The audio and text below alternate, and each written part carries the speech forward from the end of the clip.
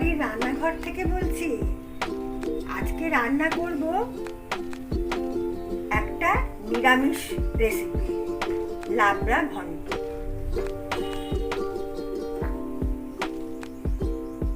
উনুনে কড়া বসিয়ে দিয়েছি, তাতে তেলও দিয়ে দিয়েছি। তেলটা গরম হয়ে গেছে। আমি এর আগে এই তেলে বেগুন ভেজে রেখে দিয়েছি। সেই বেগুন ভাজার তেলেতে আমি 5 ফোড়ন, তেজপাতা আর শুকনো লঙ্কা ফোড়ন দিলাম।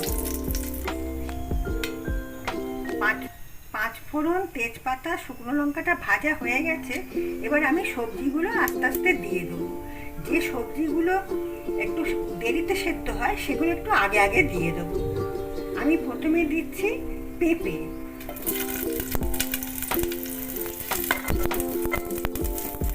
এরপরে আমি দিচ্ছি রাঙা আলু,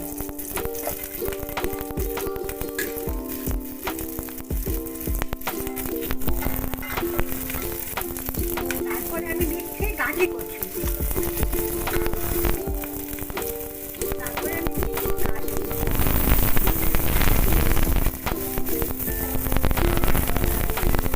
এরপরে আমি দিচ্ছি আলু,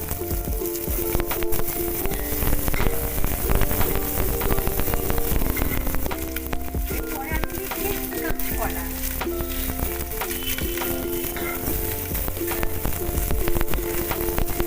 তারপরে আমি দিচ্ছি কুমড়ো,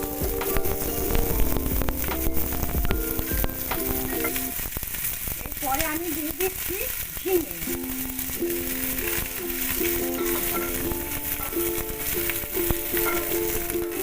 এর মধ্যে আমি আদা বাটা দিয়ে দিচ্ছি।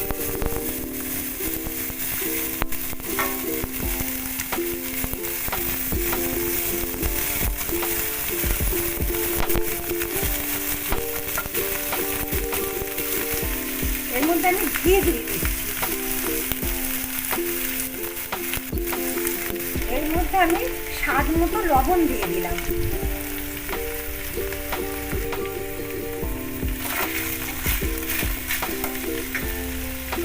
আমি ওর আগে থাকতে কেটে নুন মাখিয়ে রেখে দিয়ে দিয়েছিলাম, সেইটা আমি জল চিপে দিয়ে দিয়েছি।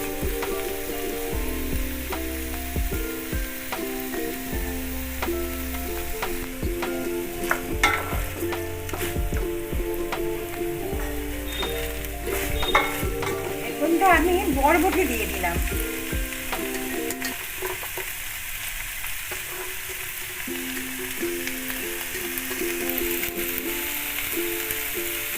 এর মধ্যে আমি এই আদা বাটার যে বাটিটা সেই ধোয়া জল একটু দিয়ে দিলাম।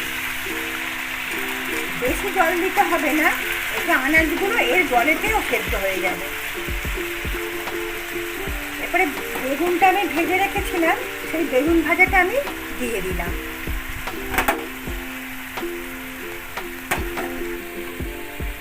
এবার এটা সেদ্ধ হোক, আমি কিছুক্ষণের জন্য এটা চাপা দিয়ে দিচ্ছি। 5 মিনিট বাদে আবার এসে দেখবো।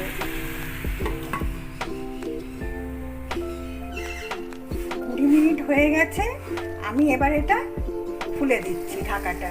আমি মাঝে এসে 2-3 বার নেড়ে দিয়েছিলাম এটা, আর একবার একটু জল কমে গেছিলো, তখন 1 কাপের মতন ফুটন্ত জল দিয়ে দিয়েছিলাম। এবার দেখুন সব সেদ্ধ হয়ে গেছে।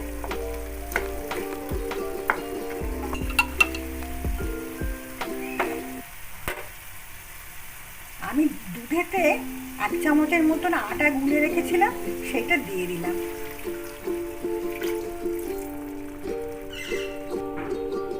দুধ দেওয়ার পরে আমি মিনিট 5 ফুটিয়ে নিলাম, ঢাকা বন্ধ করে। এবার ঢাকা খুলে দিচ্ছি।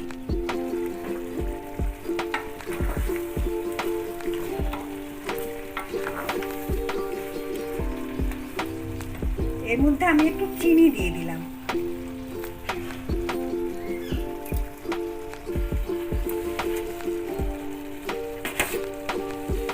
এর মধ্যে আমি একটু 5 ফোড়ন গুঁড়ো দিয়ে দিলাম।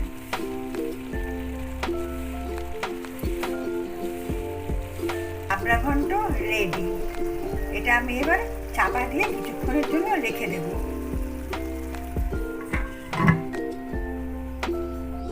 লাবড়া লাবড়া ঘন্ট রেডি।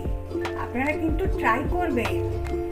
তাহলে আমি আসি, আবার আসবো কোনো নতুন রান্নার উপকরণ নিয়ে। ধন্যবাদ।